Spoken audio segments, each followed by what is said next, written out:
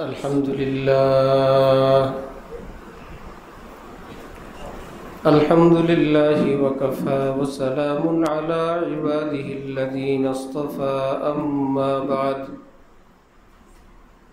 فأعوذ بالله من الشيطان الرجيم بسم الله الرحمن الرحيم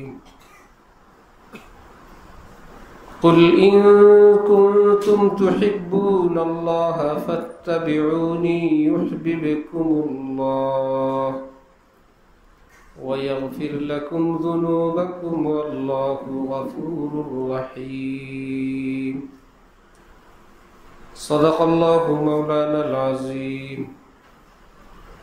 وقال رسول الله صلى الله تعالى عليه وسلم من أحب سنتي فقد أحبني ومن أحبني كان معي في الجنة وقال رسول الله صلى الله تعالى عليه وسلم إن لله ملائكة سياحين في الأرض يبلغوني السلام وقال رسول الله صلى الله تعالى عليه وسلم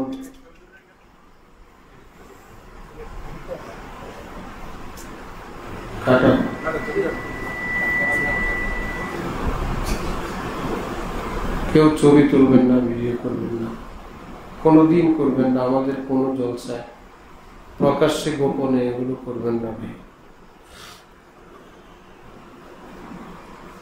وقال رسول الله صلى الله تعالى عليه وسلم أولى الناس بي يوم القيامة أكثرهم علي صلاة أو كما قال رسول الله صلى الله تعالى عليه وسلم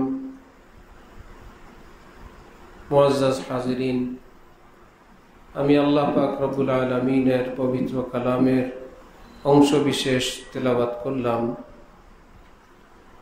এবং হযরত রাসূল করিম সাল্লাল্লাহু আলাইহি ওয়াসাল্লামের কয়েকখানা হাদিস শরীফ পাঠ করলাম। আল্লাহ পাক কোরআন শরীফ এবং হাদিস শরীফের কামিল হেদায়েত আমাদের সকলকে দান করেন, আমিন। কোরআনে পাক এবং হাদিসে পাকের সহিহ ইলম আল্লাহ পাক আমাদের সকলকে নসিব করেন, আমিন। আমাদের জীবনের গুনাহ, আমাদের মা বাবা আপনজন প্রিয়জনের জীবনের সমস্ত গুনাহ মাফ করে দেন, আমিন। উম্মতে মুসলিমা যারা পৃথিবীতে আছেন, যারা পৃথিবী থেকে চলে গেছেন, আল্লাহ পাক সকলকে মাফ করেন, আমিন। বর্তমান পৃথিবীর মজলুম মুসলমানদেরকে আল্লাহ পাক জালেমদের থেকে হেফাজত করেন, আমিন।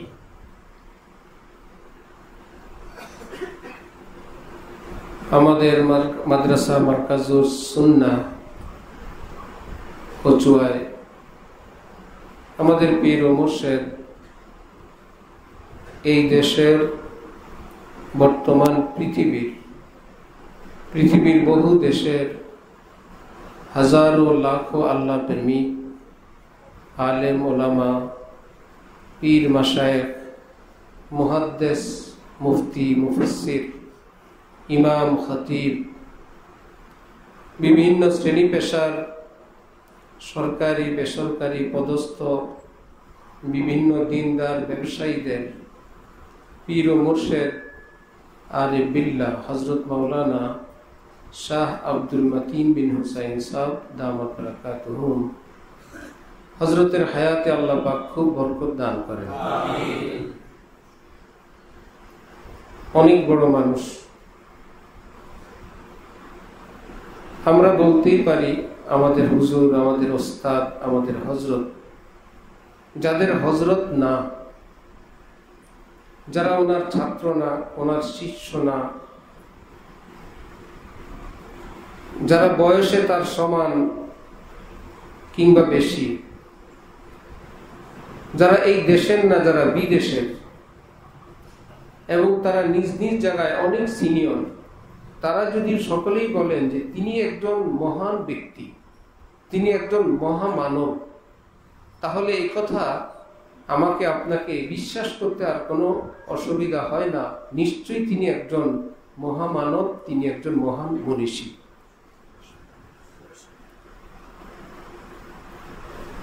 হযরত একবার মদিনা মুনাওয়ারায় সিরিয়ার এক আলেম মুফতি ইয়াহইয়া আল গৌসানি, অনেক বড় আলেম সিরিয়ার, তিনি জানতে পারলেন বাংলাদেশের এত বড় একজন আলেম সৌদি আরবে আছেন। উনি খুঁজে খুঁজে বের করছেন হযরতকে, বের করে হযরত আল্লাহর কাছে আসছেন। উনি ওনার দেশের সিরিয়ার অনেক বড় আলেম। এসে বললেন যে আমি আপনার কাছে হাদিস পড়তে চাই, আমি আপনার ছাত্র হতে চাই।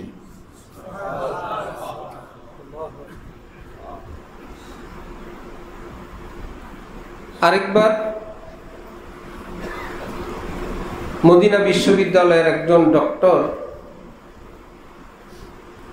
তিনি আমাদেরকে মদিনা মুনাওয়ারার গ্র্যান্ড মুফতি আব্দুর রহিম আল হোসাইনি আল কোরাইশি, ওনার সঙ্গে দেখা করানোর ব্যবস্থা করলেন। হযরত আল্লাহর সাথে আমি ছিলাম একমাত্র যিনি মধ্যস্থতাকারী, তিনি, আমরা দুইজন, আর সেই মুফতি সাহেব। আমাদেরকে দেখা করানোর জন্য জায়গা নির্ধারণ হলো, আমরা সেখানে গেলাম। যারা মদিনা মুনাওয়ারায় গেছেন, আল্লাহ পাক যাদেরকে সৌভাগ্য দান করেছেন, আল্লাহ সবাইকে যাওয়ার তৌফিক দান করেন। ঠিক যেই জায়গাটায় দাঁড়ায় আমরা সালাম পেশ করি নবীজিকে, তারপর আমরা বের হয়ে আসি, মোচড় দেওয়ার সাথে সাথেই হাতের ডান পাশে একটা রুম, একটা রওজা শরীফের খুব কাছে একটা দরজা। আমরা সারা জীবন দেখি এই দরজাটা বন্ধ থাকে, কে কখন প্রবেশ করে আমরা দেখি না, অন্য কোনো দিক থেকে আছে। সেই দিন আমাদেরকে ওই রুমেই নেওয়া হলো, একদম রওজার পাশে। সে মুফতি সাহেব বললেন, আমি আগে আমাদের এই রুমটার পরিচয় দেই, আমরা যেখানে বসছি।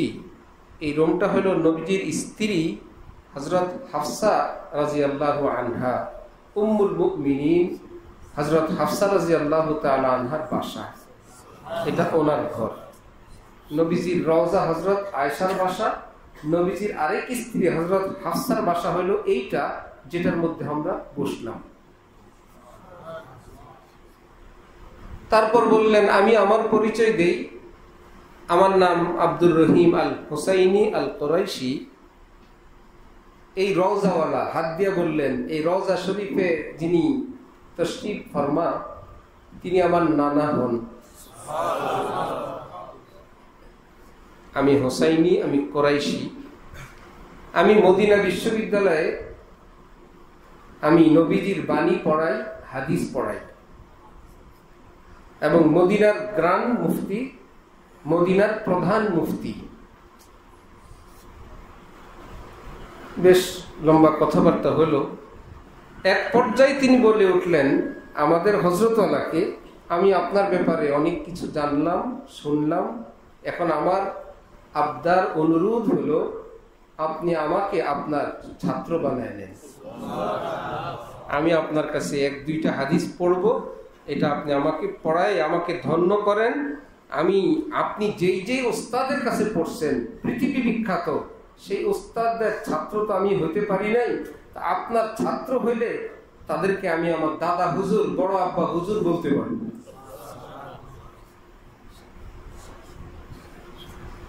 দুই,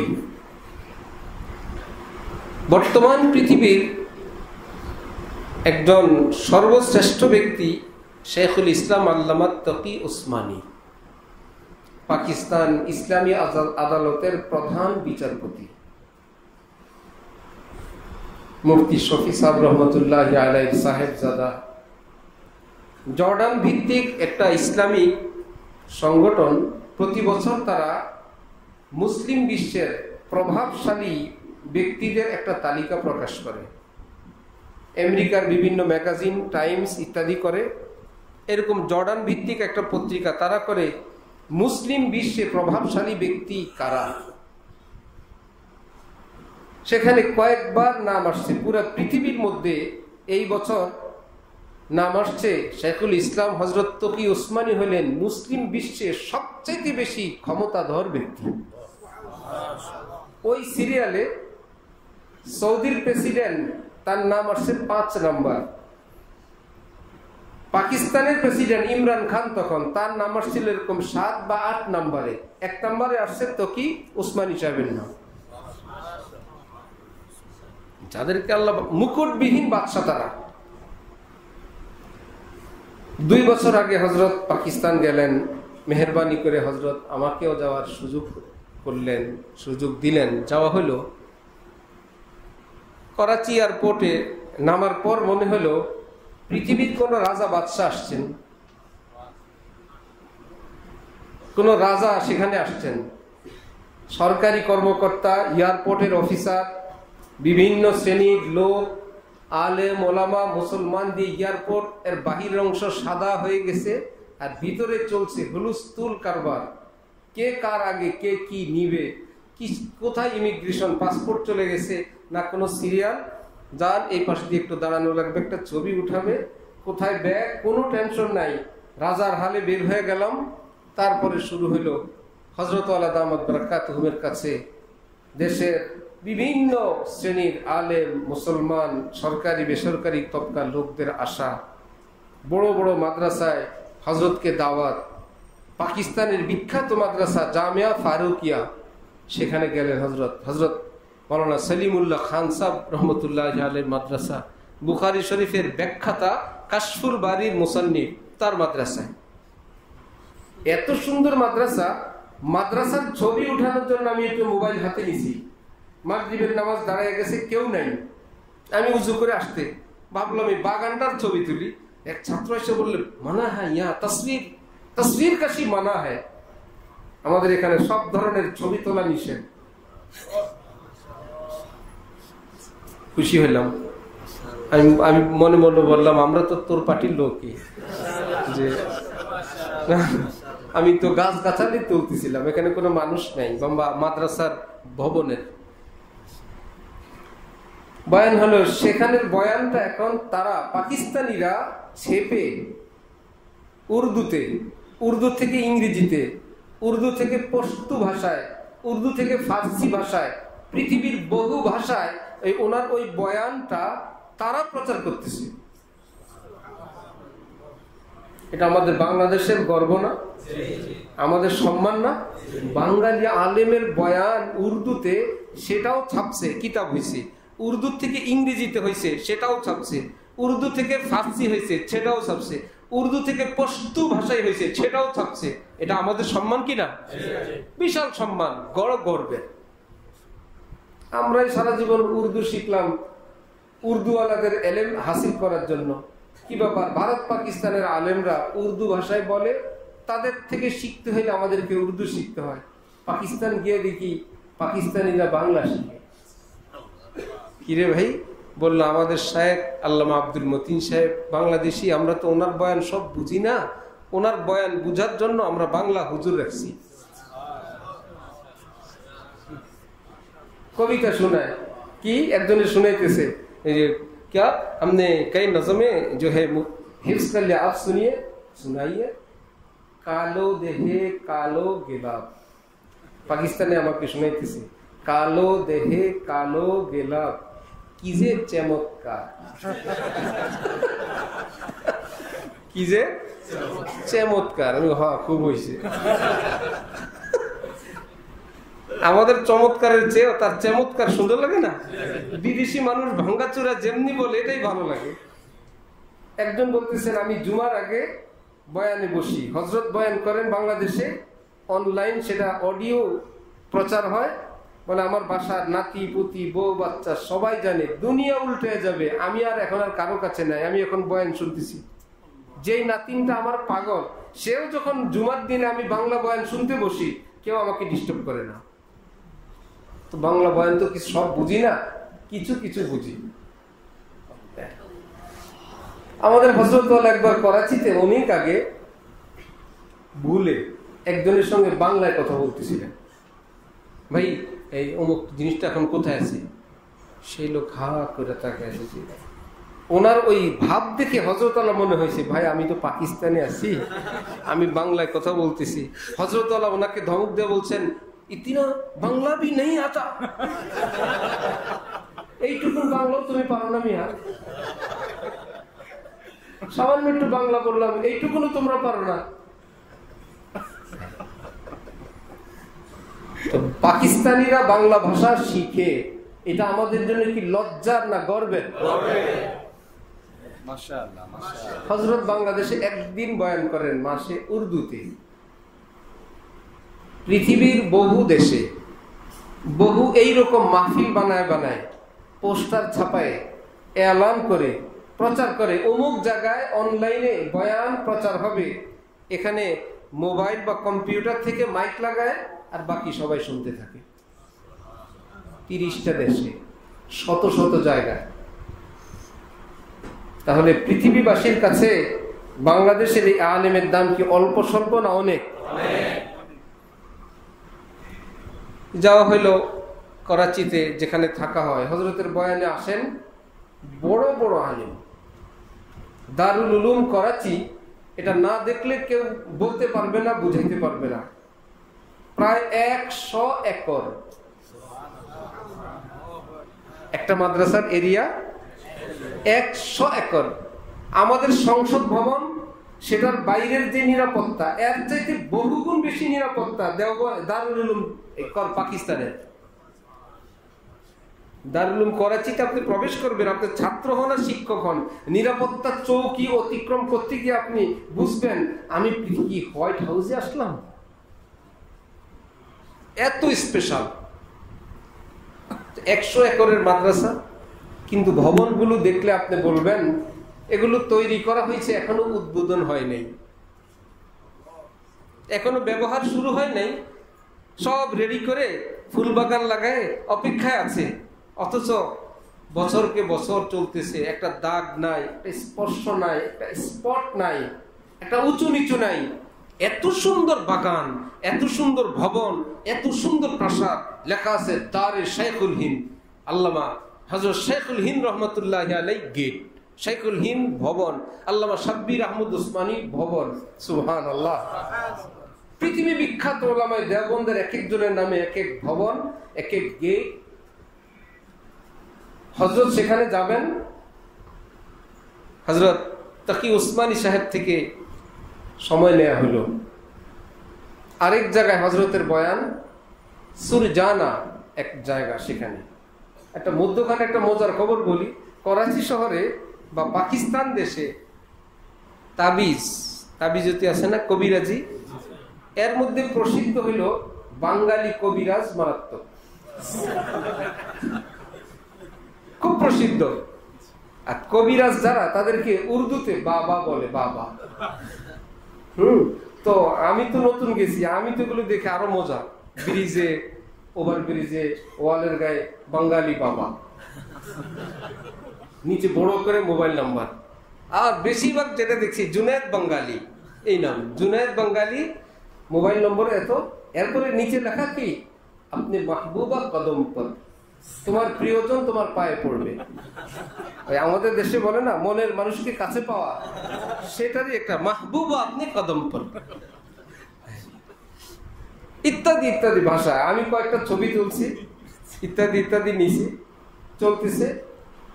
এখন হযরত আল্লাহর রুমে যেখানে থাকেন, সেখানে AK-47 বিশাল বড় অস্ত্রধারী দুইজন গেটের এখানে, মেইন গেটে, কেউ সশস্ত্র পোশাকধারী, কেউ সাদা পোশাকে আছেন। তো হযরত আছেন।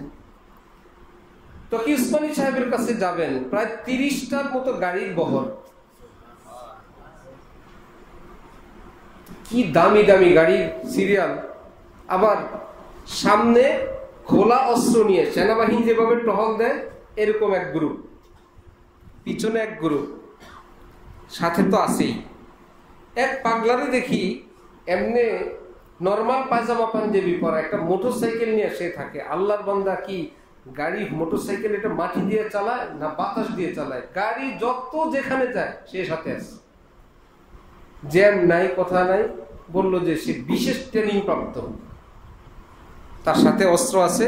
সাথীরা আমাকে বললো তার ট্রেনিং হলো যে কোনো পরিস্থিতিতে সে মোটরসাইকেল চালানো অবস্থায় ওখান থেকে লাফ দিয়ে ফায়ার করতে পারে, চলন্ত মোটরসাইকেল ফেলা দিয়ে সে ফায়ার করতে পারে। চলছে। তকি উসমানী সাহেব দেশে মাদ্রাসায় প্রবেশ করলো, আর 15 মিনিট টাইম বাকি। আমরা মুফতি শফি সাহেব রহমতুল্লাহ আলাইহির কবর জিয়ারত করে এশার নামাজে দেখা হবে পৃথিবীর বাদশার সাথে তকি উসমানী সাহেব। একটু পরে দেখলাম উনি যেখানে নামাজে দাঁড়াবেন আমাদের জন্য সেখানে কাছাকাছি ব্যবস্থা হইল। সিকিউরিটির লোক, সরকারি পুলিশ বাহিনী, বেসরকারি নিরাপত্তা বাহিনী, বিশাল বড় সশস্ত্র বাহিনী আসলো। এসে ওনার জায়নামাজটা চেক করতেছে হাত দিয়ে, চতুর্দিকে দেখতেছে, যে যেখানে দাঁড়াইতেছে। ছাত্রদের একটা ব্যাগ দেখা যায় ওই ওখানে, সেই ব্যাগটাকে হাতায় হুতায় দেখতেছে। ওই ওখানে একটা কিছু, পুরাটা এরিয়া নিরাপত্তা নিশ্চিত করার পর এবার আরেক গ্রুপ বাদশাকে নিয়ে আসতেছে ওনার জন্য নামাজের জায়গা যেখানে। যার জন্য এই আয়োজন তার কোনো খোঁজ খবর নেই। সুবহানাল্লাহ, সাদা মাঠা আসতেছে, মনে হয় দুনিয়ায় কিছুই জানেন না, স্বাভাবিকভাবে আসতেছেন। নামাজ চলাকালেও পাহারাদাররা আছে। উনি, ওনার পাশে হজরতওয়ালা, আমাদের হজরতওয়ালার পাশে হজরতের 2 সাহেবজাদা, এরপরে আমি। কথা ছিল এইটুকুনের সাক্ষাৎ, এটাই ভাগ্যের ব্যাপার। কারণ তকি উসমানী সাহেবের যিনি একান্ত পার্সোনাল চিকিৎসক, উনি আমাদের হজরতের মুরিদ। আরো অনেক আছে আশপাশে। এই সাক্ষাৎ পেয়ে তো আমরা খুশি, মুসাফা হয়ে গেছে, কথা হয়ে গেছে। তো ফরজ পড়ে তো উনি আমাদের হজরতকে বললেন, আপ তশরিফ রাখেঙ্গে, আপনি কি থাকবেন কিছু সময়? আমাদের হজরত বললেন, আপকো ফুরসত হোগি, আপনার হাতে কি সময় হবে? তিনি বললেন, হামারে লিয়ে সাআদত হ্যায়। আমাদের হযরতুল্লাহকে বললেন, আপনি যদি একটু সময় দেন এটা আমার সৌভাগ্য। রতনে রতন চেনে। নামাজ পড়ে উনি রওনা হলেন। এবার পিছনের লোক কাটছাট শুরু হলো, আর কেউ যেতে পারবে না সামনে। নির্দিষ্ট লোক হযরতের সঙ্গে যেতে যেতে ওনার একদম বাসায় ভিতরেই।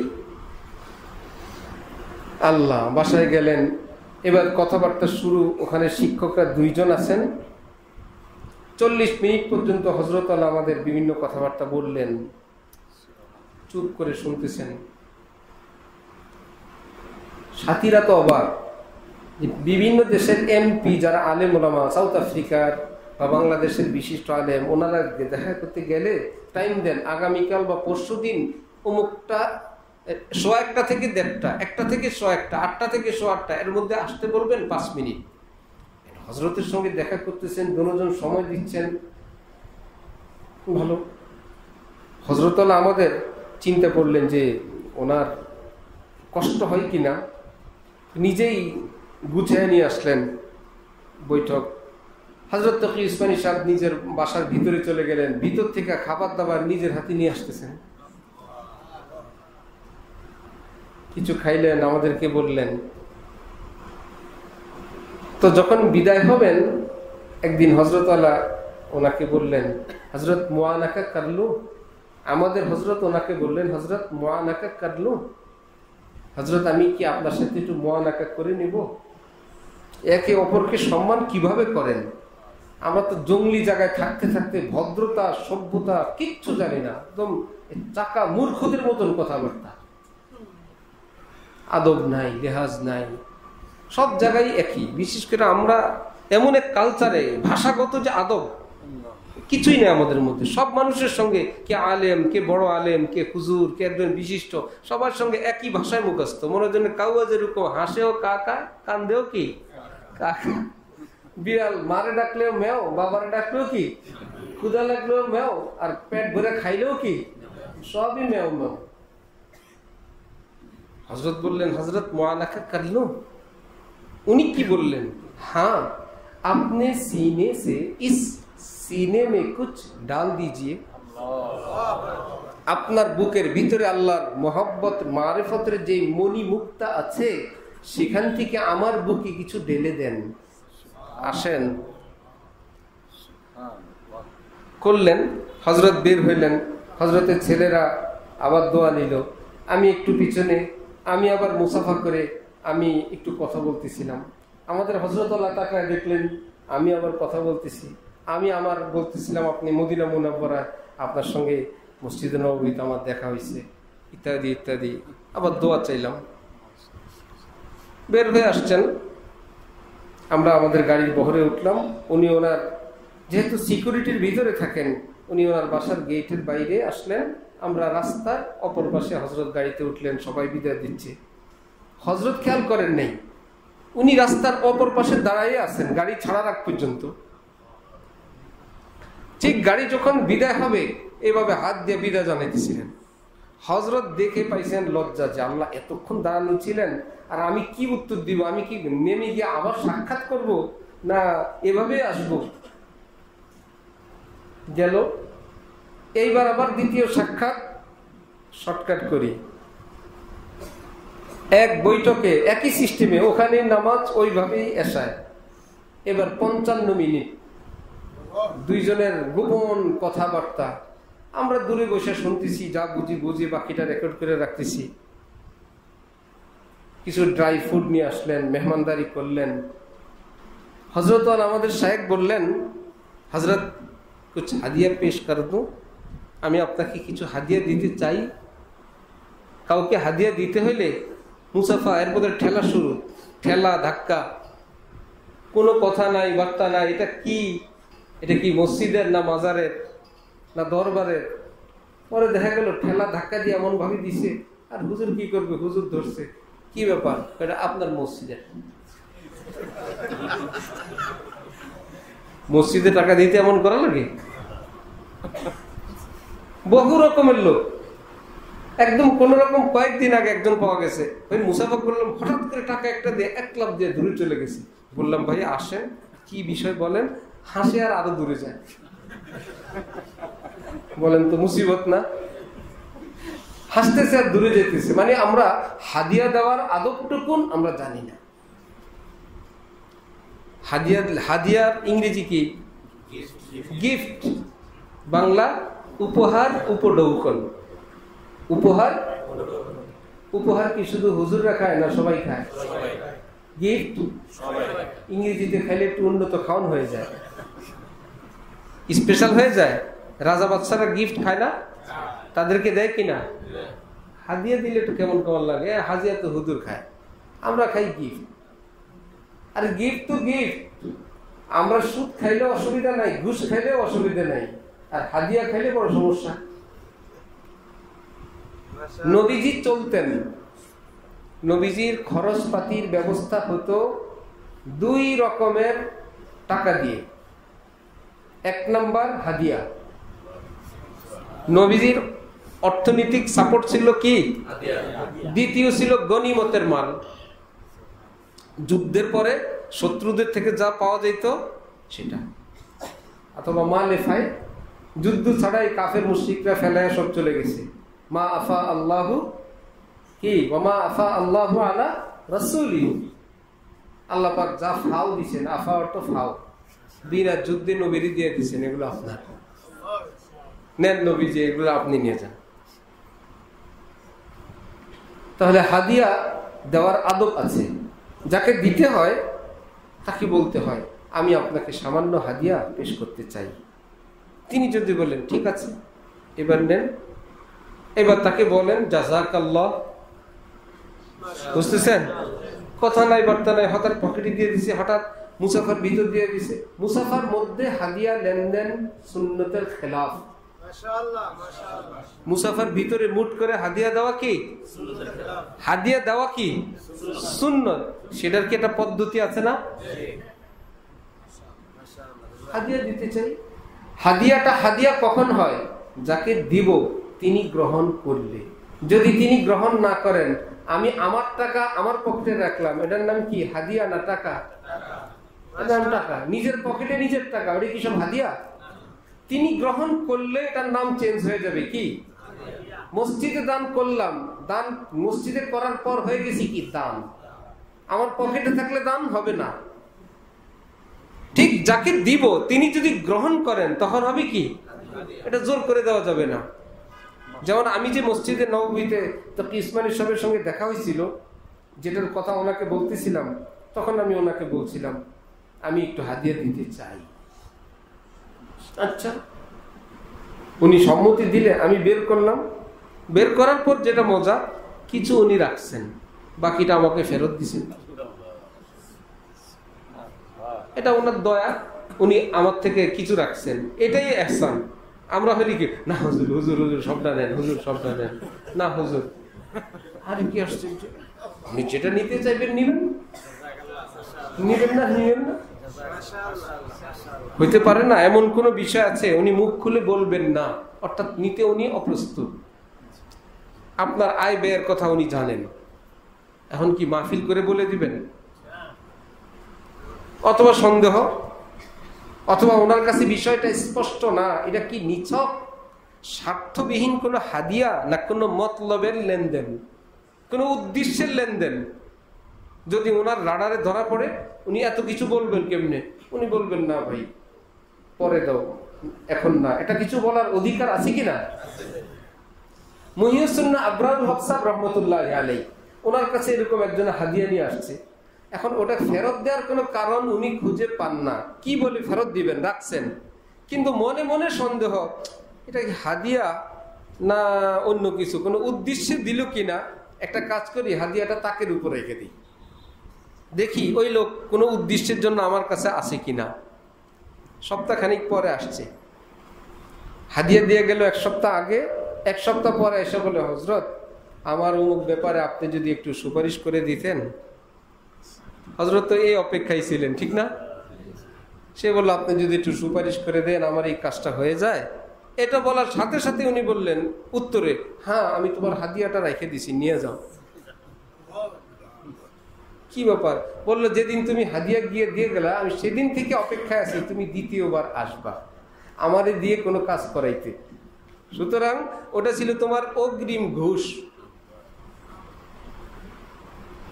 ঘুষটা আগে দিয়ে গেল, কাজটা পরে করাবা, ওটা হাদিয়া ছিল না, এই জন্য আমি রেখে দিছি, নিয়ে যাও। আমাদের হযরত আল্লাহর নিকট একজন আসছেন আমার সামনে, কোন এলাকা থেকে এক ইমাম সাহেব এসে একটা ব্যাগের মধ্যে কিছু হাদিয়া, হুজুর হাদিয়া।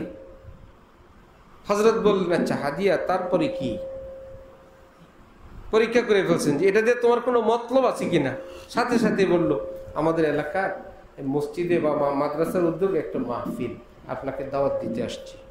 হযরত বললেন আপনি আমার কাছে কোনো কাজে আসছেন, আর আপনি আমাকে হাদিয়া দিয়ে আগে ঘায়েল করবেন, যাতে আমি আপনার কাজটা করে দিতে আমি বাধ্য হই। এটা কি হাদিয়া হলো? এটা তো আমাকে ঘায়েল করার জন্য আপনি হাদিয়া পেশ করলেন আগে। না হুজুর, একদম অন্তর থেকে দিছি। হযরত বললেন তাহলে আমি তো আপনার অন্তরের খবর জানি না। আপনি যদি বলেন অন্তর থেকে হাদিয়া দিছেন, তাহলে আমি একটা কাজ করব, আপনার হয়তো হাদিয়া রাখবো আর সামনে আর কোনো কথা বলতে পারবেন না, মাহফিল টাফিল নিয়ে হাদিয়া দিবেন, আমি রেখে দিব, আপনি চলে যাবেন। অথবা হাদিয়া নিয়ে কোনো আলোচনা নাই, এটা আপনারটা আপনার কাছে রাখেন, যেই জন্য আসছেন মাহফিল নিয়ে আপনি সেই ব্যাপারে বলেন, কোথায় কি আমি রাখবো কি রাখবো না আমি শুনি, আপনার মাহফিল নিয়ে কথা বলি। কোনটা করবেন, হাদিয়া দিবেন না মাহফিলের কথা বলবেন? সেরকম বলে হুজুর তাহলে মাহফিলের কথাই বলি। বলেন এবার হাদিয়াটা কি মেইন ছিল না এটা দিয়া ঘায়েল করার উদ্দেশ্য ছিল?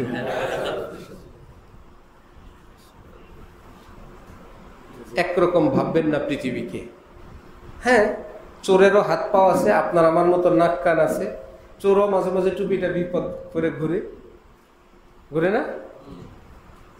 মাহফিলে যত চোর সব পায়জামা পাঞ্জাবিওয়ালা, মসজিদে যত চোর সব মুসল্লির বেশে, জনসমাবেশে যত চোর সব ওই সমাবেশের সদস্যর ডিজাইনে। এই জন্য ডিজাইন ধরলেই কেউ কিছু হয়ে যায় না, ভিতরটা কি সেটা জানা দরকার। হাদিয়া দেওয়ার জন্য কি ঠেলাঠেলি না পারমিশন? আমাদের হযরত আলা করাচিতে উযু করতেছিলেন, এক ব্যক্তি দাঁড়ানো, উযুর শেষে বললেন যে आपके लिए थोड़ा हदिया है, बराए करम अगर कबूल फरमा लेते आप, এই ধরনের কোনো কথা বলে ওই লোক দিছেন। তো হযরত রাখলেন। হযরত বলেন জীবনের প্রথম এই শব্দ আমি শুনলাম। আমি তার এইরকম মোহব্বতের হাদিয়াটা হাতে নেওয়ার সাথে সাথে ওই লোক বলছে কবুল ফরমানে কা বহুত বহুত শুকরিয়া, আপনি আমার সামান্য একটু হাদিয়া রাখলেন, আমি আপনার কাছে কৃতজ্ঞ। আমরা হাদিয়া দেওয়ার পর কৃতজ্ঞ কে হয়? দিলাম, সেই কৃতজ্ঞতা আদায় করলো না। আর ওই লোক বলতেছেন আপনি আমারটা রাখলেন, আমি চিরকৃতজ্ঞ, আমার 10টা টাকা আপনাকে আমি দিতে পারলাম। আপনি যদি আজকে ডক্টর ইউনুসকে আপনার গাছের আম দিয়ে আসেন আর উনি রাখেন, কে কৃতজ্ঞ হবে? ওনার কৃতজ্ঞতার অপেক্ষায় থাকবেন না নিজে কৃতজ্ঞ? স্যার আপনি আম রাখলেন, আমার কিসমত, বলবেন না? লক্ষ কোটি ডক্টরের চেয়ে একজন আলেমের দাম কত বেশি, লক্ষ কোটি রাজা বাদশার চেয়ে একজন নায়েবে রাসূলের দাম কত বেশি।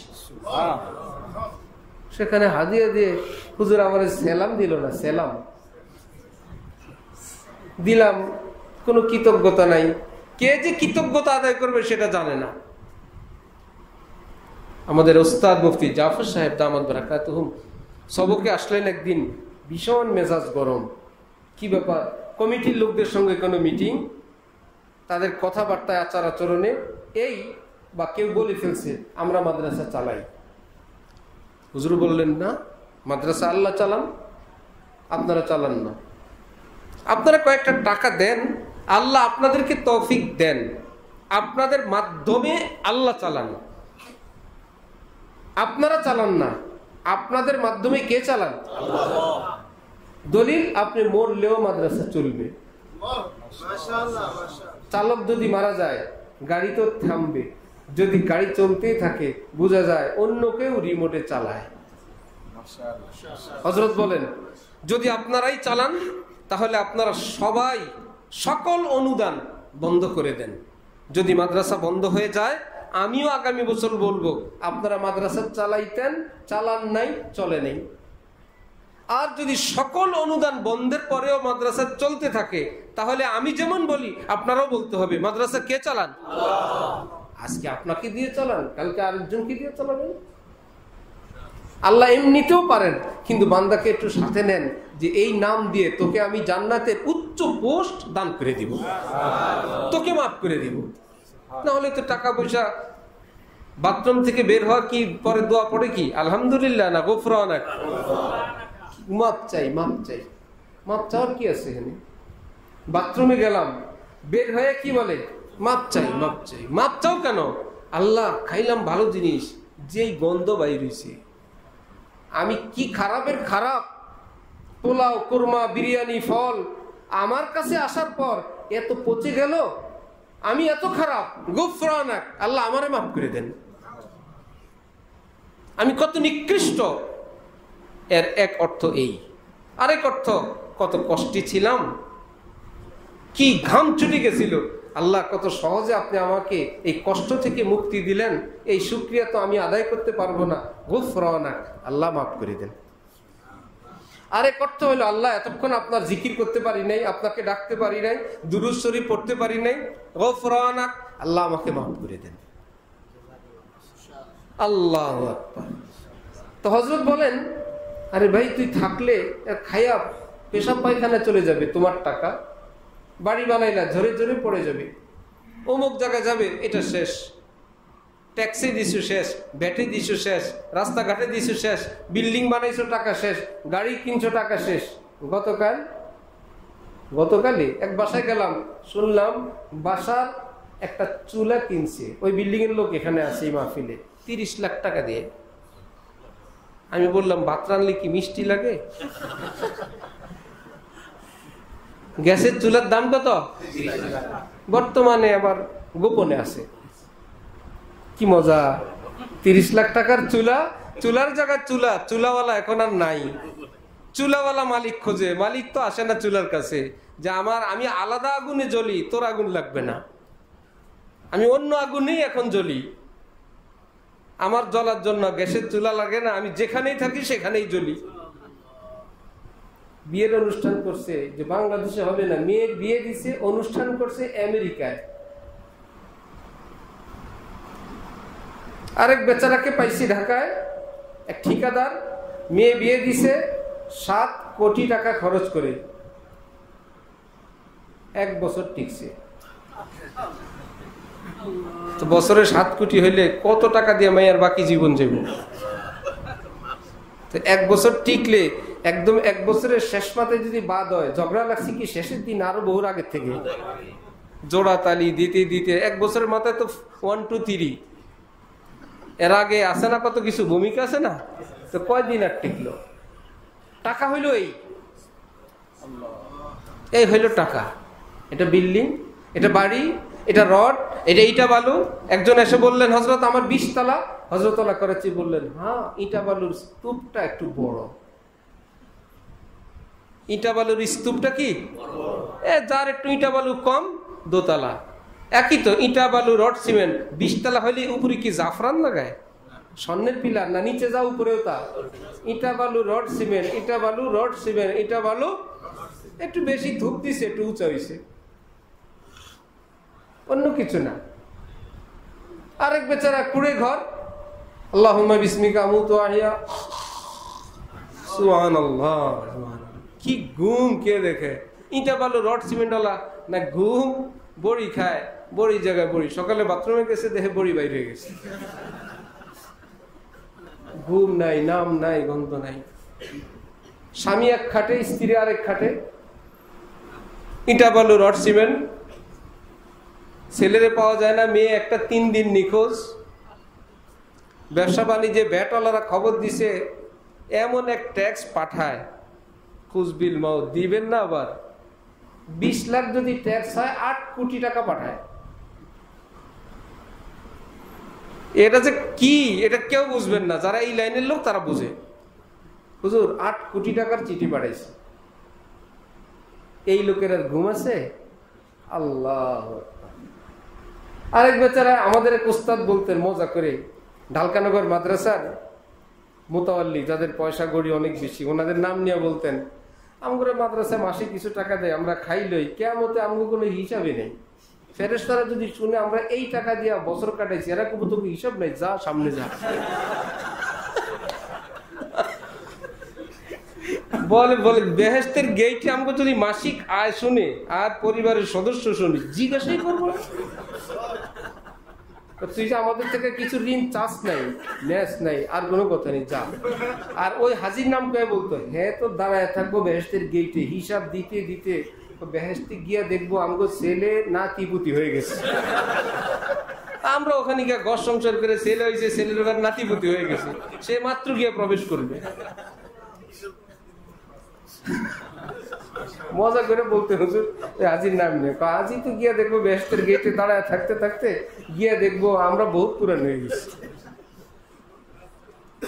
তাহলে টাকা যেগুলো, এটার নাম কি? টাকা। এটা যদি মসজিদে দিয়ে দিই, টাকা না দান? কোন মুসলমান, কোন ভাই, কোন আলেম কি দিয়ে দিলে টাকা না হাদিয়া? হাদিয়া।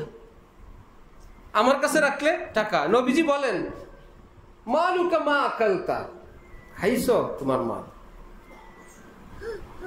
ওমা লাবিস্তা, পরছো তোমার মাল, ওমা তাসাদ্দাকতা, সদকা করে আল্লাহর কাছে দিয়ে দিছো তোমার মাল, এই ছাড়া তোমার নাই। সব অন্যের। চোরের, ডাকাইতে আগের যুগে গুনে খাইতো, ব্যাংক ছিল না, এখানে ওখানে রাখতো, কাউকে দেয় না। এমন বখিল ছিল আল্লাহ রে, বিশ্ব বখিল ছিল। কেমন এমন কিছু লোক, বড় বড় মনের মানুষও ছিলেন, কঠিন কঠিন লোক ছিল জালেমরা। রাখছে টাকা, 1-2 বছর পরে দেখে প্রত্যেকটার অর্ধেক আছে, আর অর্ধেক গুনে খেয়ে ফেলছে, ফিনিশ। আমাদের হজরত শুনেছেন এক বকিল ফ্যামিলি, উনি ফকিরদেরকে বলছেন ভিক্ষা নিবি আপত্তি নাই, আমার সামনে দিয়ে না, ওই বাড়ির ওই গেট দিয়ে ঢুকবি, ভিক্ষা নিয়ে ওদিক থেকে চলে যাবি। আমি যখন দেখি আমার কষ্টার্জিত এই ধান গম চাল তোরা নিয়ে যাস, আমার কলজে ছেড়ে যায়। নিবি আপত্তি নাই, কিন্তু ওই দিক থেকে নে, তবু আমার কষ্টটা যেন কম হয়। হজরত শুনেছেন। আর আমাদের মুফতি জাফর সাহেব হজরত তিনি শুনেছেন এক বকিল ফ্যামিলি, যাদের ঘরে নাস্তা খায় রুটি একটা করে, উনি ছেলে বিয়ে করাবেন, তো এর চাইতে একটা বকিল ফ্যামিলি খোঁজেন যাতে ওই ফ্যামিলির মেয়ে এসে এই ঘরটাকে একটু উন্নত করে। খুঁজতে খুঁজতে পাইছে অর্ধেক করে খায়। হিসাব করে দেখলো না, এতেও আমার হবে না, অনেক খরচ, মাসে 15 রুটি সঙ্গে তরকারি খায়, অনেক খরচ। ঘটক সর্বশেষ একটা বের করে নিয়ে আসছে যে পাতলা করে ঝোল পাকায় আর আলোর মধ্যে একটা রুটি ধরে, রুটির একটা ছায়া পড়ে না, ওই ছায়া বরাবর ঝোল খায়, রুটি খায় না। ছায়ার মধ্যে একটা রুটি আছে না, ওই বরাবর ঝোল খায়, রুটির জায়গায় রুটি। আবার কালকে রুটি ওটাতে ধরে, ওটা ছায়া পড়ে, ওই ছায়া বরাবর কি খায়। এইবার বললো এই ফ্যামিলি ঠিক আছে, একটু উন্নত করার জন্য এই ঘর থেকে একটা মেয়ে নেয়া দরকার। এইরকম এক বকিল বসছে সিন্নি খাওয়ার জন্য, মিষ্টি জাতীয় কিছু খাবে, হঠাৎ দেখে একটা মাসি বসছে। এখন বেচারায় হুসহুস দিছে, তো মাসি উড়াল দিয়ে যখন রওনা হয়েছে তার মনে টেনশন, খাইলো হাতে পায়ে করেও তো নিয়ে যেতেছে। এটারে দৌড়ানো শুরু করছে, ধরছে, ধইরা সংক্ষেপে তার থেকে সিন্নি কেমনে রাখা যায় হঠাৎ মাথায় বুদ্ধি আসছে, চুইসা ছেড়ে দিই। মুখে নিয়ে চুইসা সিন্নিটা রাখা, পরে মাসির বলছে বাচ্চা, এটা কি তো বলে কঞ্জুস, মাক্খি চুস, মাক্খি অর্থ কি মাসি, চুস অর্থ চুষনিওয়ালা, যে মাক্খিরে চষে, মাসি চষে। এত বকিল না হওয়া চাই।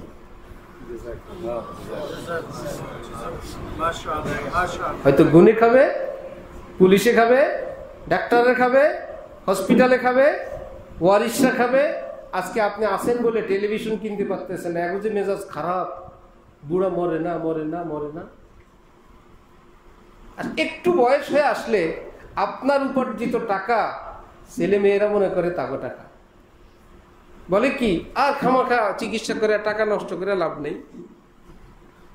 যার টাকা তার জন্য চিকিৎসা করলে নাকি টাকা নষ্ট হবে, এরা মনে করে এগুলো তো আমাকেও টাকা। ভাগ বাটারা হয়ে গেছে, কে কত পাবে। ওই যে ডাকাইতা রাস্তায় দাঁড়াইছিল না, গরু চোর, গরু নিয়ে বাজারে গেছে, সে ফেরত আসলে টাকাটা চোরে নিবে, চোরারা দেখে গরু ফেরত নিয়ে আসছে, জিজ্ঞাসা করলো কি ব্যাপার, বললো দাম কম বলে দিছে মায়ের। তোমার তো কোনো অসুবিধা নাই, কম হইলে 2 পয়সা আমরা কম পাবো। বেশি বেচলো আমাদের, কম বেচলেও কার, তুমি বেচলে না কেন। সন্তানরা মনে করে আব্বা আজকে মরলেও আমাদের, কালকে মরলেও কার। সুতরাং চিকিৎসার টাকাটা কাদের থেকে যাবে, সন্তানরা মরকে একদম আমার ভাগের থেকে যাবে। বাবা তো মুমূর্ষ, কথা বলার ক্ষমতা নাই, বাবার টাকা দিয়ে বাবাকে চিকিৎসা করে না, অভাব নাই।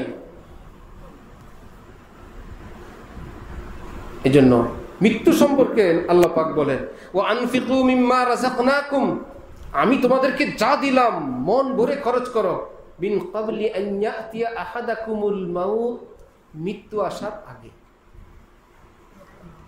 অথচ সারা জীবন অপেক্ষায় থাকে, ছেলেদেরকে বলে আমি মরলে 4 দিন না করবো তো, 40-এ করবো তো ইনশাল্লাহ, কইরো, করতেও পারে নাও করতে পারে, সওয়াব হইতেও পারে। আর আজকে যদি আপনি কয়জনকে খাওয়াইতে চান 40-এ, আপনি মৃত্যুর পরে আপনার ছেলে খাওয়া, কবরে আপনার জন্য সওয়াব যাতে যায়, আপনি কতজনকে খাওয়াইতে চান, 1000, 5000, 10000, আলহামদুলিল্লাহ আজকে খাওয়ান, যেটা অবস্থায় খাওয়ান, তাহলে সওয়াব কি বাকি হবে না আজকে হবে।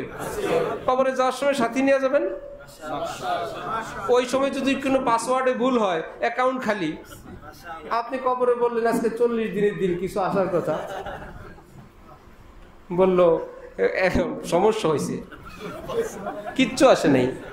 ছেলের নিয়তের সমস্যা, সুন্নত তরিকার সমস্যা, গরিবদের সঙ্গে বেয়াদবি করছে, ইত্যাদি করছে, সওয়াব হয় নাই, নিলে কিছু গুনাহ নিতে পারেন। বললো আমার সওয়াবও লাগবে না, গুনাহ লাগবে না, আমি কিছুই চাই না। আজকে সওয়াব কামান, সাথে নিয়ে যান না, যেত অবস্থায় খরচ করবে না, কামাবে না, সব দিয়ে যাবে, দিয়ে আবার দুনিয়াতে বলে যে বাবা খরচ করো আব্বার জন্য। সওয়াব আমাদের জন্য, সওয়াব যেটা আমরা চাই, এটা কি আমরা মৃত্যুর পরে চাই না আজকে চাই? আল্লাহ বলতেছেন ও আনফিকু, খরচ করো, মিম্মা রাযাকনাকুম, আমি তোমাদেরকে যা দিছি সেখান থেকে, তোমার থেকে লাগবে না, আমি যা দিলাম সেখান থেকে। কখন? মিন ক্বাবলি আন ইয়াতিয়া আহাদাকুমুল মাউত, তোমাদের মৃত্যু আসার আগে। কেন? ফায়াকুল, সেদিন তো বলবা, আজরাইল যখন গলা টিপে ধরবে, তুমি তো বলবা লাউলা আখারতানি ইলা আজালিন করিব, আল্লাহ একটা দিন দিবেন, একটা দিন, সামান্য একটু সময়, কি করবা? ফাসাদ্দা, মন ভরে দান করব। আজরাইল এসে গেছে, একটা দিন আমাকে দিয়ে দেখেন কোথায় কি লাগবে, আমাকে মাহফিল দিয়ে, পোস্টারে নাম দিয়ে, সভাপতি দিয়ে, আমাকে দিয়ে মরণের ভয় দেখায়, মা বাবার কবরের ভয় দেখায়, এই কালেকশনের হুজুর লাগবে না, আমি খুঁজে খুঁজে দান করে আসবো। এটা মাদ্রাসা দান করো, মসজিদ দান করো, গরিব দান করো, মিসকিন দান করো, আমার কর্মচারী দান করো, আমার গরিব আত্মীয় দান করো, আমার মা বাবা দান করো, ভাই বোন দান করো, আমি সব করে আসবো। আল্লাহ একটা দিন দেন, কিছু সময় দেন, এক কাজ। দ্বিতীয় কাজ করব, ও আকুম মিনাস সালিহিন, একদম ভালো হয়ে 5 ওয়াক্ত নামাজ পড়ে গুনাহ থেকে বেঁচে আপনাকে দেখায় আসি আমি কি পারি। একটা দিন সময় দেন, কয়েকটা ঘন্টা সময় দেন, কিছু সময় দেন। আল্লাহ পাক বলেন ওয়ালান ইউআখিরাল্লাহু নাফসান ইযা জাআ আজালুহা, যার যখন সময় আসবে 1 সেকেন্ড সময় দেওয়া হবে না, যা করার আগেই করো। সুতরাং হাতের টাকাগুলো কি সব আমার? হাতের টাকাগুলো সব আমার না, আমাদের না। কারণ আমি যদি বিদেশ থেকে অ্যাকাউন্ট থাকে, ফ্যামিলির কেউ বিদেশ থাকে, অপরের নামে বিদেশ থেকে অ্যাকাউন্টে টাকা পাঠিয়ে দিল, তাহলে ঘরের যার নামে অ্যাকাউন্ট থাকে সে যদি বলে এই টাকা আমার, কেন আমার অ্যাকাউন্টে আসছে, হবে? তোমার নামে আসছে, ফ্যামিলির সবার জন্য। কি বলেন? এখানে বাবার আছে, মায়ের আছে, স্ত্রীর আছে, সন্তানদের আছে, বেতন আছে, মসজিদের বেতন আছে, সামাজিক খরচ আছে। সে যদি বললো না আমার অ্যাকাউন্টে পাঠাইছে আমার, আল্লাহ পাক কোরআনে পাকে বলেন যাদের কাছে আমি টাকা পাঠাই, তোমরা শুনো, তোমার টাকা তোমার কাছে গেছে, সব তোমার না। কিছু আছে ভিক্ষুকদের, তোমার অ্যাকাউন্টে পাঠাইলাম। কিছু আছে বঞ্চিতদের, তারা চাইবে না, তুমি খুঁজে খুঁজে দিয়ে আসবা, তোমার অ্যাকাউন্টে পাঠাইলাম। বান্দা, তুমি তো আমার বান্দা, আমি তোমার আল্লাহ, তোমার কাছে আমি চিঠির মাধ্যমে আমি সংবাদ জানায় দিলাম, টাকা তোমার কাছে পাঠাবো, সব তোমার না। কিছু গরিব মিসকিনদের আর কিছু যারা ভিক্ষা করবে না, বঞ্চিত, তাদেরকে খুঁজে খুঁজে তুমি দিয়ে আসবা, আর বাকিটা তুমি খাবা। এই 3 প্রকারের টাকা তোমার কাছে পাঠাইলাম। আল্লাহ আমাদেরকে বুঝতেন। আমি হাদিয়া থেকে অনেক দূরে চলে গেছি, মনে আছে হাদিয়া? তাহলে হাদিয়া কি ঠেলা ঠেলি, জোরাজুরি, ধাক্কা ধাক্কি, না পারমিশন? বলেছে সামান্য একটু হাদিয়া হুজুর, ঠিক আছে, ওকে। এবার দেন, যাকে দিবেন তিনি কি বলবেন? তিনি কি হইতে হবে? হয়তো ইমাম সাহেব, অথবা মুয়াজ্জিন সাহেব, অথবা পীর সাহেব, অথবা হুজুর, ঠিক আছে? যেই কোনো মুসলমান, ঠিক আছে? মজার কথা হইল অমুসলিম কেউ দিতে পারেন। যাকে হাদিয়া দিবেন, অনেকে বলে আরে ওনারে কি দিবে, এত বহুত আছে। ও আপনি কি দান করেন? আছে বলে দিবেন না, ও গরিব মনে করে হাদিয়া দেন, এটা তো দান নাই। রাজা বাদশাকে দেয় কি? নাই, এই জন্য হাদিয়ার ইংরেজি কি? রাজা বাদশাকে হাদিয়া দেয়, গিফট দেয়, এই জন্য। হারে সারের নাই, এই জন্য দেয়। আমি ধন্য হওয়ার জন্য, তাকে ধন্য করার জন্য না, আমি ধন্য হওয়ার জন্য। আমার একটা জিনিস তাকে দিতে পারলাম, এটা আমার ভাগ্য। হযরত আল্লাহ বললেন তকি উসমানী সাহেবকে, আমি বছরে একবার আসি, আমি কি হাদিয়া দিই? আপনি বলেন আমি এত হাদিয়া দিই? আমি তো সামান্য কিছু দিই। তারপরে মজার কথা দেখেন, হযরত তকি উসমানী সাহেব হযরত আলী আমাদের শাইখের হাত দিকে একদম এভাবে, কতটা মোহাব্বত দুইজনের। ঠিক আছে দিজিয়ে, দেন, আপনি হাদিয়া দিবেন আমার জন্য বরকত। হযরত আলী দিলেন। পাকিস্তানি টাকার মান কম, হযরত হাদিয়া দেওয়ার সময় সেটাকে ডলার বানায় নেন। হযরতকেও যারা দেয়, হযরত সেটাকে ডলার বানান। এক বেটা এয়ারপোর্টে আইসা পাকিস্তানি টাকা হাদিয়া দিচ্ছে, আর ধমক, তুমি আর টাকা পাও নাই, আমি টাকার বান্ডিল নিয়ে ঘুরবো, ডলার বানিয়ে নিয়ে আসতে বললো না। শেষে আমার আর হযরতের ছেলেরে দিছে, যাও গুলোকে ডলার বানাও, এতগুলো টাকার বন্দা নিয়ে ঘুরবে এখানে। আন্তর্জাতিক পীর, আন্তর্জাতিক পীর। টাকার আফগানিস্তানে এক সময় টাকার মান এত কম ছিল, নাস্তা খাইলে 1.5 লাখ টাকা বিল হয়, পাগড়ি একটা 2 লাখ। এই জন্য নোটও 5,000, 10,000, 20,000 টাকার নোট। 500 টাকার ডলার দেখছেন কেউ? বাংলাদেশে মাশাআল্লাহ কত অগ্রসর, আমাদের দেশে 1000ও আছে। আমেরিকা কত গরিব, 100-র উপরে নেই। বলে 100, আপনার 1000-এর চেয়ে বহুত বেশি। টাকার মান হিসাবে নোট হয়, যেহেতু টাকার মান ভালো, তার সর্বোচ্চ নোট কত? আমেরিকান 100। আমাদের মান কম, আমাদের নোট 1000। আফগানিস্তানের মান আরো কম, নোট 5,000, 10,000। পাকিস্তানে আছে 5,000 টাকার নোট। হযরত হাদিয়া দিলেন। দেখেন হাদিয়ার প্যাকেটটা, ও কাউকে হাদিয়া দিলে একটা কাগজের ভিতর, খামের ভিতর দেওয়া আদব, গোপনে দেওয়া আদব। গোপনে যদি না হয়, ওনারে কোন গোপনে ধরে নিব? এক জায়গায় টাইনা নিয়ে যেতেছি, কি ব্যাপার, আপনি গোপনে হাদিয়া দিব? একটা খামের মধ্যে দিয়ে দেন, গোপন হয়ে গেল। ফ্রেশ একটা টিস্যু আছে না, ফেসিয়াল টিস্যু, একটা ফেসিয়াল টিস্যু, একটা কাগজ, এই দিয়ে পেঁচাই দিয়ে দেন, হয়ে গেল গোপন। হযরত সুন্দর একটা খামে দিলেন। উনি কি করলেন? 2 হাতে ওই প্যাকেটটা ধরে তকি উসমানী সাহেব মাথার উপর ধরে বসে রইলেন। এই চোখে দেখছি সামনে, কয়েক মাস আগে এভাবে। তাহলে হযরত আলী কেমন মানুষ? উনি হাদিয়া দিলে তকি উসমানী সাহেবের মতো ব্যক্তি ওই প্যাকেটটা মাথার উপর ধরে রাখে। আল্লাহ আমাদেরকে হযরতের কদর করার তৌফিক দান করেন। ইমাম আহমদ ইবনে হাম্বল রাহমাতুল্লাহ আলাইহির পাশ দিয়ে এক ব্যক্তি যায়। কোথায় যান? ইমাম শাফি সাহেবের কাছে যাই। আল্লাহ, ইমাম শাফি তো আমার ওস্তাদ, আপনি আমার হুজুরের কাছে যান। ভাই এই মুহূর্তে কি দিব হাদিয়া? নেন, আমার গায়ের জামাটা নিয়ে যান। ইমাম আহমদ ইবনে হাম্বল হাফিজুদ দুনিয়া, পুরো পৃথিবীর সব হাদিসের হাফেজ, 4 মাযহাবের এক মাযহাবের ইমাম। তিনি হাদিয়া দিলেন গায়ের জামাটা। কার জন্য? ইমাম শাফির জন্য। ইমাম শাফির কাছে ওই ব্যক্তি হাদিয়া দিয়ে নিয়ে যাওয়ার পর বললেন, আপনার ছাত্র ইমাম আহমদ ইবনে হাম্বল দিলেন। ইমাম শাফি বললেন, আহমদ ইবনে হাম্বল, তার গায়ের জামা, এই জামাটা কি তার গায়ের সঙ্গে একদম লাগা ছিল? মধ্যখানে আর কিছু ছিল না? না, আমি খোলার পর দেখছি একদম শরীর একদম লাগা ছিল। খাদেমদেরকে বললেন, এই যাও, এই জামাটা ধুয়ে পানিটা নিয়ে আসো। আমার বিশ্বাস, আমার ছাত্র আহমদ ইবনে হাম্বলের জামা ধোয়া পানি আমি পান করলে আল্লাহ আমাকে সুস্থ করে দিবেন। ওস্তাদ বলতেছে ছাত্রের কথা। হাদিয়া ইসলামের একটা মুবারক জিনিস, বরকতের জিনিস, আদব আছে।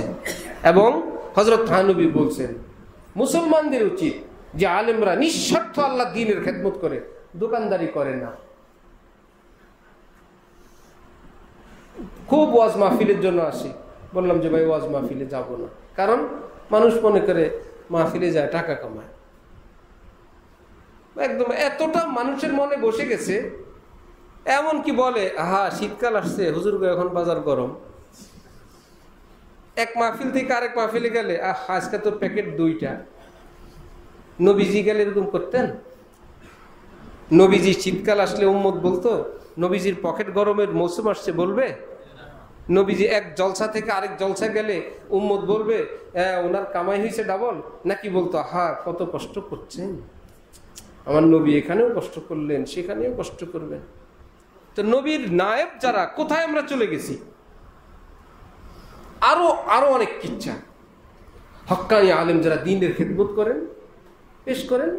আমি আমার হযরতওয়ালাকে দেখছি খুঁজে খুঁজে আলেমদের কেমনি খেদমত করেন।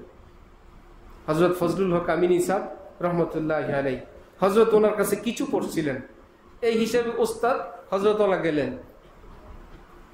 আমিনী সাহেব যখন এমপি, লালবাগে হুনার রোমে গিয়া বললেন, আমিনী সাহেব আব্দুল মতিন, সুবহানাল্লাহ। ছাত্রকে ছাত্রের মতনই বলতেন, মনোর আব্দুল মতিন, তো কেমন আছো তুমি? এই তো হযরতওয়ালা হাদিয়া দিলেন ওনার ওস্তাদজিকে 50,000 টাকা। এখন আমরা বের হয়ে আসবো, তো তোমরা আসলে তোমাকে কিছু খাওয়াইলাম না, কিছু খাওয়াইতে পারলাম না। তো আমাদের হযরত বললেন কি, হুজুর কিছু খাওয়ার লাগবে না, আপনি 10টা টাকা দিয়ে দেন, আমি নিয়ে যাই। 10টা টাকা দেন, এটা আমাদের জন্য মেহমানদারি হয়ে যাবে। আমি নিশাব এই পকেটে হাত দেন, আরে মৌলানা 10 টাকা তো পাই না, 100 টাকা নিয়ে যাও। দেখছেন হাদিয়া, যেটা অন্তর থেকে। উনি বললেন না, তুই এতগুলো টাকা দিছ 50,000, তোমাকে তো আমার 25,000 দেওয়া উচিত। ভাই তুমি দিলে দিছো, এই জন্য আমি দিতে বাধ্য কেন? তোমারটা তুমি দিছো, আমার মন থেকে যেটা আছে আমি সেটা দিব। হযরত থানবীর কাছে 2 ব্যক্তি আসছে, আসার সময় 10 রুপিয়া হাদিয়া দিবে, আবার নিজেই বলে, আরে এত বড় বুজুর্গ 10 রুপিয়া কেমনে দেই, ওনারও সম্মান আছে আমারও সম্মান আছে, 20 দেই। চলো, আসলে হযরতকে 20 রুপিয়া পেশ করছে। হযরত থানবী বললেন, ভাই 10 রুপিয়া রাখি আর 10 রুপিয়া নিয়ে যাও। ওই লোকের থেকে 10 রাখছেন আর 10 রাখেন নাই। হাদিয়াওয়ালা চলে গেছেন। অপরজন আছেন, বললেন, হযরত আপনার কারামত, অন্তর থেকে 10 রুপিয়া দিতে চাইছিল, আপনি সেটা রাখলেন, আর যেটা পারিপার্শ্বিক কারণে যোগ হয়েছে, অন্তর থেকে না, আপনি সেটা রাখেন নাই, আজকে আপনার কারামত দেখলাম। হযরত থানবী বললেন, ভাই কেরামতি আমি জানি না, আমি একজন থেকে লাকড়ি কিনছিলাম, 10 টাকা বাকি আছে, আমি রাত্রে আল্লাহর কাছে দোয়া করছি, আল্লাহ আশরাফ আলীর 10 টাকা ঋণ, আল্লাহ আশরাফ আলীর ঋণ মুক্ত করেন, এই জন্য আমি 10 রুপিয়া রাখছি। আল্লাহ আমাদেরকে দিন বুঝার তৌফিক দান করেন। এই জন্য যেখানে, শুধু আলেম না, যেখানে যে কোনো মুসলমানকে দেন, মেহমানদারি করেন। চা দোকানে চা খাওয়ান, এটা একটা মেহমানদারি। একজনের চা নাস্তা খেয়ে ফেলছে, তার 20 টাকার একটা বিল দেন, এটা একটা মেহমানদারি। শুধু আলিম ওলামাদেরকে হাদিয়া না, হ্যাঁ আলিমদেরকেও দেন, তারা দ্বীনের খেদমত করছে। আল্লাহ আমাদেরকে দ্বীনের সহি বুঝ দান করেন। হযরত ওয়ালার হায়াতে আল্লাহ অনেক বরকত দান করেন। হযরতের এই প্রতিষ্ঠানে অনেক দোয়া, অনেক তাওয়াজ্জু। কত বড় বড় মাদ্রাসা, এতটা আপন না মারকাজুস সুন্নাহর যতটা আপন, যতটা গভীরভাবে হযরত ওয়ালা উপলব্ধি করেন। এই জন্য আপনারা যে আসছেন, এখানে কারো এমন গলা নাই আর কারো এমন ওয়াজও নাই, কারো কোনো ঘটনাও নাই। কেন আসছেন? ওই এক আল্লাহ ওয়ালা তাওয়াজ্জু এখানে আছে, ওই তাওয়াজ্জুহে আল্লাহর মোহাব্বতে আপনাদেরকে নিয়ে আসছে। এভাবে আসে না। কবি আলম গুলিস্তা কবি वीराना होता है, जो होता है बापा से खातिरे दीवाना होता है। কোন আল্লাহ ওয়ালা নজর যেখানে পড়েন, এই জমিন আমরা কিনবো যখন, জমিনের আইল দিয়ে হযরত ওয়ালা হেঁটে হেঁটে দোয়া করে গেছেন। নাম হযরত ওয়ালা নিজ হাতে রাখছেন মাদ্রাসার, খানকার নাম হযরত ওয়ালা চিশতিয়া কাদরিয়া এমদাদিয়া হযরত রাখছেন। আমরা একদিন থাকবো না, আল্লাহ যেন কিয়ামত পর্যন্ত এই মাদ্রাসা রাখেন।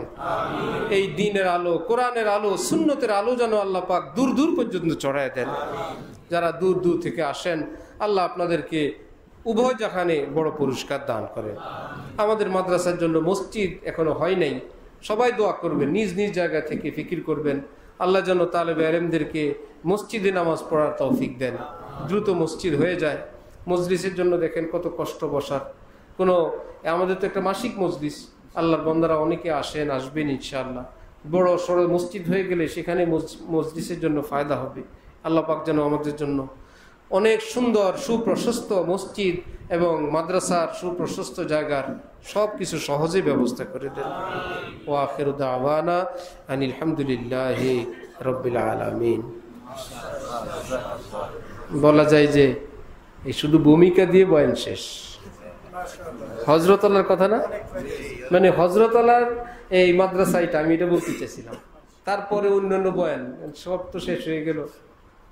বাংলাদেশ থেকে পাকিস্তান, বাংলাদেশ থেকে মদিনা মুনাব্বারায়, সেখান থেকে পাকিস্তান, পাকিস্তান থেকে শেষ করে কোন রকম ইমাম শাফির কাছে এক চক্কর দিয়া বাংলাদেশে এসে শেষ। ওয়া আখিরু দাওয়ানা আনিল হামদুলিল্লাহি রাব্বিল আলামিন।